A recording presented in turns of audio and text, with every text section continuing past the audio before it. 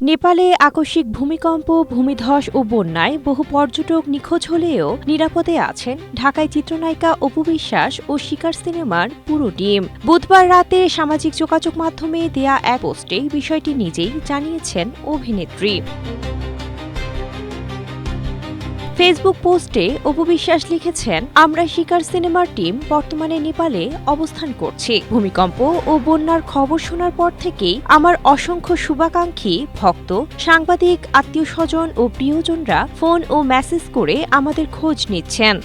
Strawberry super dotted ও classic variant sensation জাগুক শিহরণ।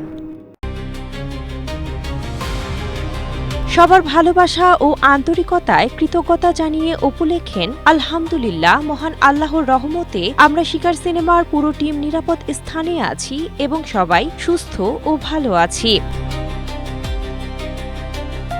চলতি মাসের প্রথম সপ্তাহে শিকার সিনেমার শুটিংয়ে নেপালে যান অপু বিশ্বাস। কামরুজ্জামান রোমান পরিচালিত সিনেমাটিতে তার বিপরীতে অভিনয় করেছেন মুর্তজা পলাশ।